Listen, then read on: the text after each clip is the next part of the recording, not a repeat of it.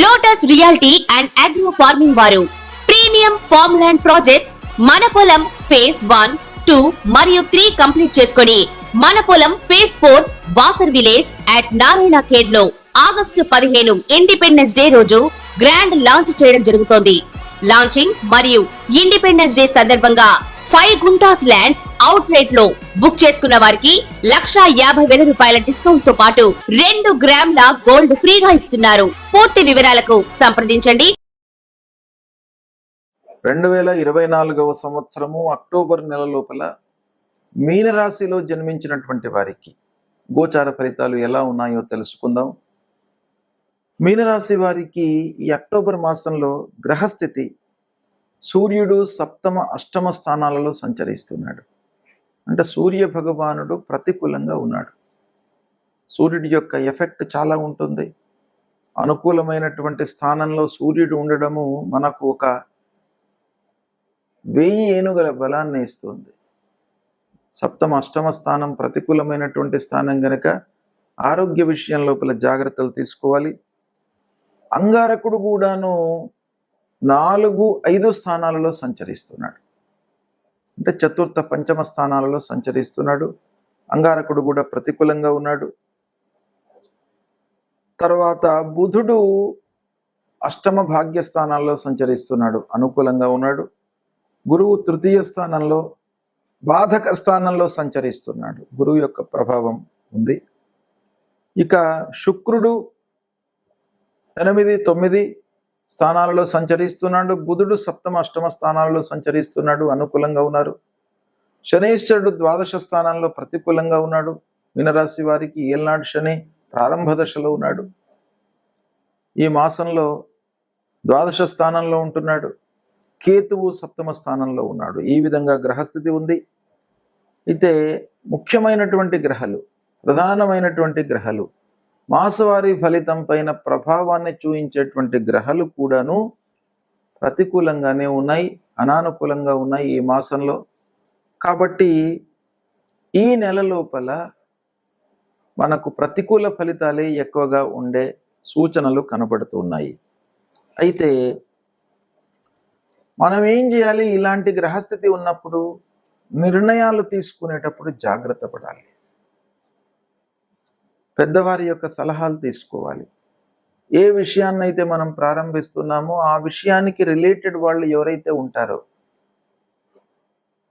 మనము సాహిత్య రంగంలో ఉన్నామనుకోండి, సాహిత్య రంగంలో నిష్ణాతులై ఉన్నటువంటి వాళ్ళ యొక్క సూచనలు సలహాలు తీసుకున్నట్టయితే కొంతవరకు మనకు అనుభవం వస్తుంది. ఆ దుష్ప్రభావం అనేటువంటి దూరం అవుతుంది, తప్పులు జరగకుండా ఉంటాయి. కనుక అనుభవజ్ఞుల యొక్క సహాయ సహకారాలు ఈ మాసంలో చాలా అవసరము. 1-2 వారాలలో వ్యాపారస్తులకు భాగస్వాములతో ఇబ్బందులు కనబడుతున్నాయి. అంటే పార్ట్నర్షిప్స్లో ఉండి వ్యాపారం చేస్తున్నటువంటి వారికి పార్ట్నర్స్ విడిపోయే అవకాశాలు ఉన్నాయి. కాబట్టి విడిపోకుండా మీరు ఆ వ్యాపారము కంటిన్యూస్గా కొనసాగడానికి మీరేం చేయాలి? మీరిద్దరు కూర్చొని, ఎవరైతే పార్ట్నర్స్ ఉన్నారో వాళ్ళు కూర్చొని మీరు చర్చించుకోవడము, లేదా మీరు ఒక కంబైన్డ్గా నిర్ణయాలు తీసుకోవడం చాలా అవసరం. అంటే నిర్ణయాలు తీసుకునేటప్పుడు మీరిద్దరు కూడాను మనస్ఫూర్తిగా ఆ విషయంపై మనస్సు నిలిపినట్టయితే ఈ వైషమ్యాలు రాకుండా ఉంటాయి, తర్వాత నష్టం జరగకుండా ఉంటుంది. కాబట్టి దాన్ని మీరు ఫాలో కండి. ఇక 4వ వారంలో సమస్యలు మటుకు పరిష్కరింపబడతాయి. వ్యాపారం పుంజుకుంటుంది. కోర్టు వ్యవహారాలు కలిసి వస్తాయి.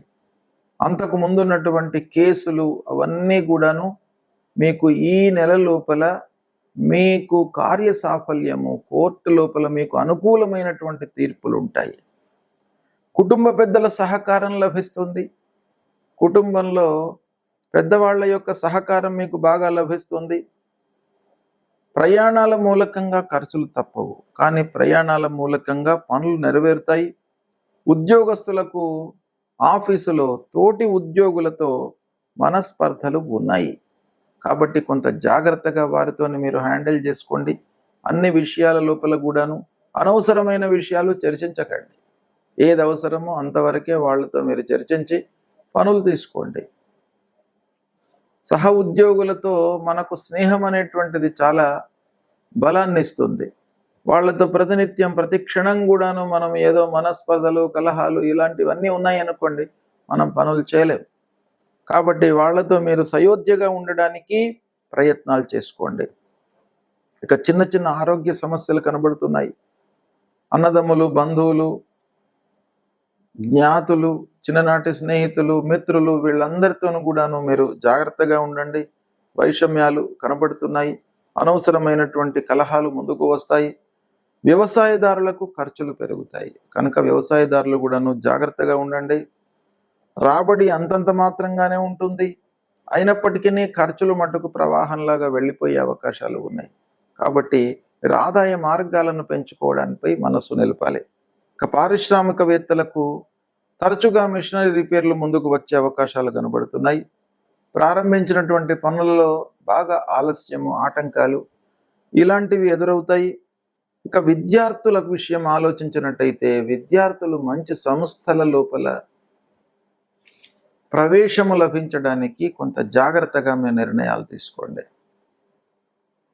మీరు శ్రమించవలసినటువంటి సమయం, రెట్టింపు శ్రమతో మీరు చేసినట్టయితే, శ్రద్ధాభక్తులు కనబరిచినట్టయితే చదువు లోపల మీరు రాణించే అవకాశాలు బాగా కనబడుతున్నాయి.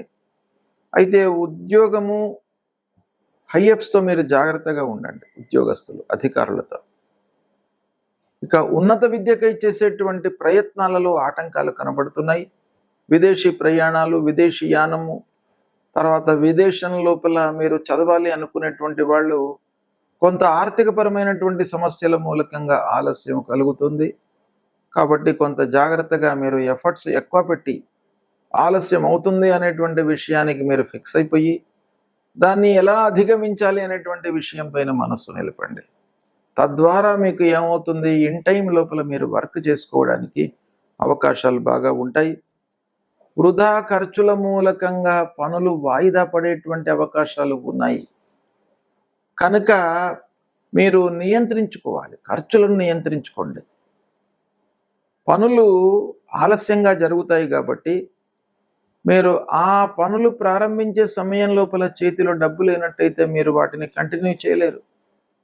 కాబట్టి వృధా ఖర్చులను, ఆదాయ మార్గాన్ని ఈ రెండిటిపై మనసు నిలపాలి.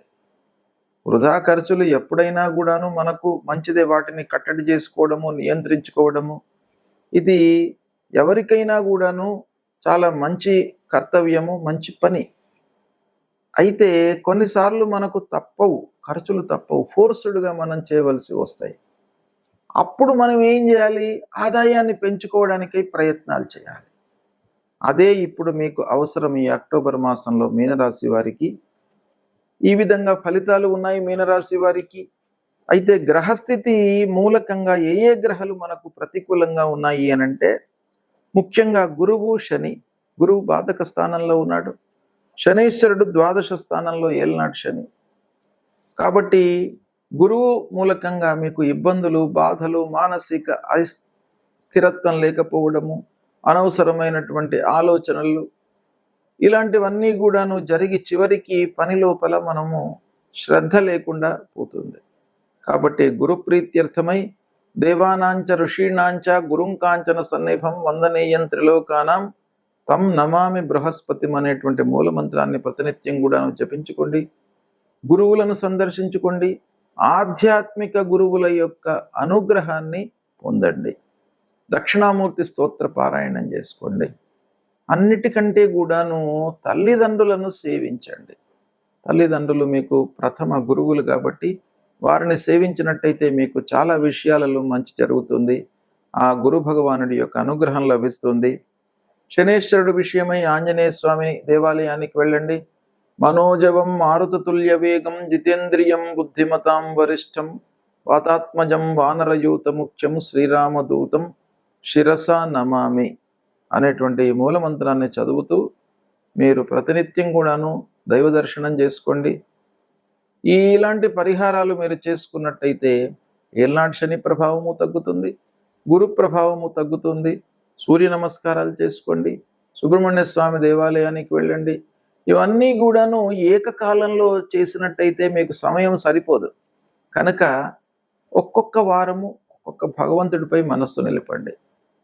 శనివారం రోజు శనీశ్వరుడి దేవాలయానికి వెళ్ళడము, ఆంజనేయ స్వామిని కొలవడము, గురువారం రోజున దత్తాత్రేయ స్వామి దేవాలయానికి వెళ్ళడము, మంగళవారం రోజున మీరు సుబ్రహ్మణ్య స్వామి దేవాలయానికి వెళ్ళడము, ఆదివారం రోజున మీరు సూర్య నమస్కారాలు చేసుకోవడం, ఇలా ప్రతినిత్యము ఒక్కొక్క భగవంతుణ్ణి మనము సేవించినట్టయితే గ్రహాలు మీకు అనుకూలంగా ఉంటూ అధిష్టాన దేవతల యొక్క అనుగ్రహం మీకు లభించి శుభ ఫలితాలు కలుగుతాయి. శుభం.